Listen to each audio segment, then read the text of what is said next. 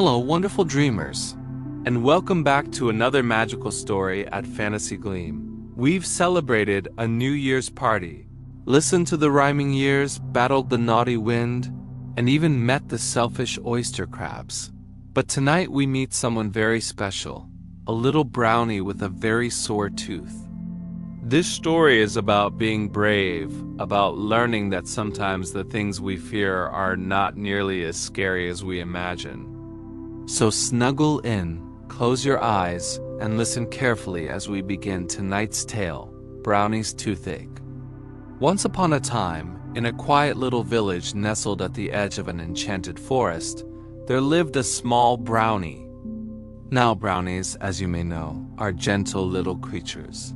Smaller than humans, quick and clever, often busy with mischief or magic. But this particular brownie had a very big problem for someone so small. He had a toothache. At first, it was just a tiny ache, a small throb that came and went. "Oh, it's nothing," he told himself bravely. "It will go away soon enough. I don't need to bother anyone about it," but the ache didn't go away. Day by day it grew worse, until even his favorite foods, honey cakes, sugared berries, and warm walnut bread, were hard to enjoy. "Oh dear," sighed the brownie, holding his cheek. "Why must this tooth trouble me so? If only it would stop aching, I'd be the happiest brownie in the forest." But still he refused to go to the dentist. "The dentist!" he whispered in dread. "Pullers and pokers and sharp shiny things. Oh no. I would rather keep my ache forever than face that." He tried everything to make it better himself. He held cold mint leaves against his cheek. He sipped warm teas made of chamomile and clover. He even asked the forest fairies for a healing charm. But nothing worked. The toothache grew and grew until one morning he awoke with tears in his eyes. "I cannot stand it a moment longer," he cried. "Even brownies must be brave sometimes. I will go see Dr. Brownie, the dentist."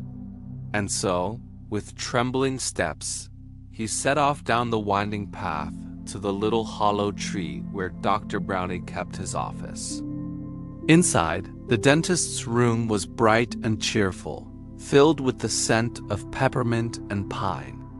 Tiny bottles lined the shelves, each with labels like clove oil, mint rinse, and tooth powder. A soft chair sat in the middle, with a cushion stuffed with moss for comfort.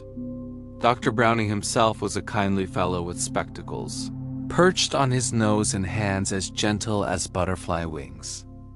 When he saw the little brownie walk in, clutching his cheek, he gave a warm smile. "Ah, I see we have a brave visitor today," said Dr. Brownie kindly. "Come in, my boy. Tell me what troubles you." "It's my tooth," the brownie admitted, his voice quivering. "It hurts so badly I can hardly think. But I was frightened to come. I thought it would be dreadful." Dr. Brownie chuckled softly. "Many are nervous before visiting me, but you will see there is nothing to fear. Sit down and let us take a look."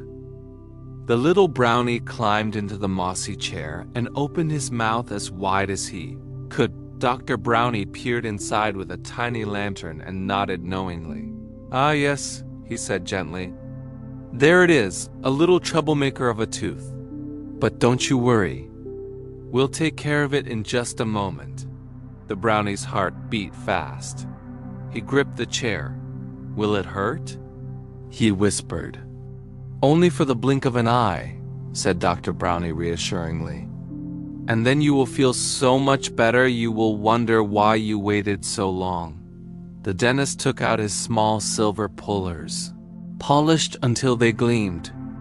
He worked quickly, carefully, so gently that the little brownie hardly knew what was happening, and then pop! Out came the bad tooth. "Well, here it is," said Dr. Brownie, holding it up.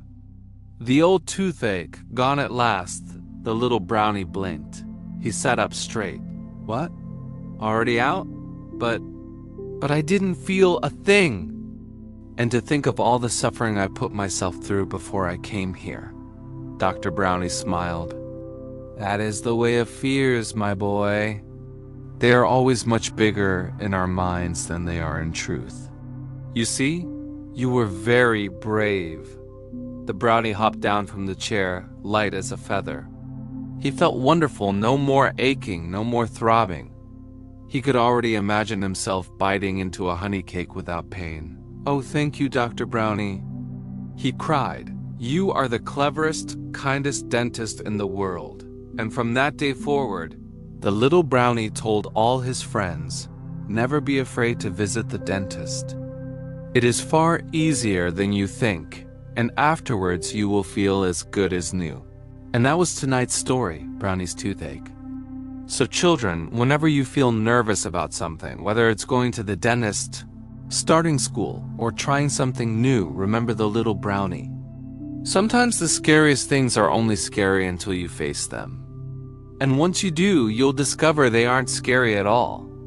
The brownie thought the dentist would be frightening, but instead he discovered kindness, gentleness, and relief. This story reminds us that courage often shows us the truth. What we fear is usually not as big as it seems. As you drift to sleep tonight, may your dreams be sweet and your heart be brave, just like the little brownie who faced his toothache. Please subscribe Fantasy Gleam to get this type of story regularly. Good night, wonderful dreamers. Tomorrow, another story will be waiting just for you.